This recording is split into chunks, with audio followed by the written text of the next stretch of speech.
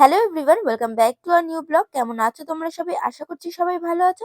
তোমাদের সবাইকে সাথে নিয়ে কিন্তু আজকের ব্লগটা শুরু করলাম। সকালের আশিবাসি কাজকর্মগুলো কমপ্লিট করে কিন্তু এখন আমি রান্না বসিয়ে দিয়েছি। সকালের দিকটাতে কিন্তু বেশিরভাগ আমি রান্না করে থাকি। আজকে যেমন করেছিলাম ডাল, আলু ভাজা আর তার সাথে কিন্তু পাঁপড় ভাজা। আর এই যে পাঁপড় ভাজাগুলো দেখতে পেয়েছো, এটাকে কিন্তু বলে ফুচকা পাঁপড়। কে কে খেয়েছো অবশ্যই কিন্তু কমেন্ট সেকশনে জানিও। আমার তো এই ফুচকা পাঁপড়গুলো খেতে বেশ ভালো লাগে। বাড়ির সামনে এসেছিল মাছালা কাকু, তাই দেখো মা মাছ নিয়েছে। এইগুলোকে কি মাছ বলে বলো তো? আমুদি মাছ। বাড়িতে ছোট মাছ রাখলে জানো তো আরেক সমস্যা কি বলো তো? মানে আমি বলতে চাইছি তোমাদের দাদাভাই কিন্তু ছোট মাছ খেতে একদমই পছন্দ করে না। তাই জন্য বাবু মাসের জন্য কিন্তু আবার আলাদা করে ডিম রান্না করতে হবে। কিছুদিন আগেই পেখমের পাপা কিন্তু গেছিল বজরংবলীর মন্দিরে। সেখান থেকে কিন্তু এই সুতোটা নিয়ে এসেছিল আর পেখমের হাতে পরিয়ে দিয়েছিল। আর ও যেহেতু এখন অনেকটাই ছোট, তাই জন্য কিন্তু এই সুতোটা ওর হাতে বেশি দিন রাখা যাবে না, তাহলে কিন্তু ইনফেকশনের ভয় আছে। এর মধ্যে যেহেতু ঠাকুরের আশীর্বাদ ছিল, তাই জন্য কিন্তু আমি 3 দিন রেখে এখন আমি পেখম সোনার হাতের নখগুলো কিন্তু অনেক বড় বড় হয়ে গেছে। আর এখন যেহেতু ও ঘুমিয়ে আছে, তাই জন্য কিন্তু আমি নখগুলোকে কেটে আর ও যদি জেগে থাকে তাহলে তো আমাকে কিছুতেই নখগুলো কাটতে দেবে না। এখন তো অনেক রকমের মেশিন বেরিয়েছে বাচ্চাদের নখ কাটিং করার জন্য। তবে আমার কিন্তু এই নেল কাটারটা দিয়ে নখ কাটিং করতে সুবিধা হয়। পেখম সোনা যখন একদম ছোট বেবি ছিল, মানে একদম নিউ বর্ন ছিল, তখন কিন্তু ওর নখগুলো আমি দাঁত দিয়েই কাটিং করে দিতাম। এবার সেটা করা তো একদমই উচিত না, মানে স্বাস্থ্যের জন্য তো সেটা ক্ষতিকর। তারপর থেকে কিন্তু নেল কাটারটা দিয়ে কাটিং করতে করতে আমার এতটা সুবিধা হয়ে গেছে, মানে এটা দিয়ে এখন আমার অনেক সুবিধা হয়। দেখো কত সুন্দর করে আমি নেলগুলোকে কাটিং করে 4-5 দিন পর পর কিন্তু আমি ওর নখগুলোকে কাটিং বড় বড় হয়ে গেলে কিন্তু অনেকটাই সমস্যা হয়, নিজের গালে আঁচড়ে দেয়, সবাইকেও আঁচড়ে দেয়। যাই হোক, মেয়েকে আমার ঘুম পাড়িয়ে রেখে চলে এসেছে কিন্তু ওর খাবারটা বানানোর জন্য। আজকে কিন্তু দুপুরবেলাতে ওকে দেবো ডালিয়ার খিচুড়ি। কি কি সবজি নিয়েছি আগে তো তোমাদেরকে দেখিয়েই দিই। ডালিয়াটা হালকা ভাজা হয়ে গেলে কিন্তু আমি জল দিয়ে দিচ্ছি, তারপরে কিন্তু আমি ডাল দিয়ে দিলাম। আর এটা কিন্তু মুসুরির ডাল।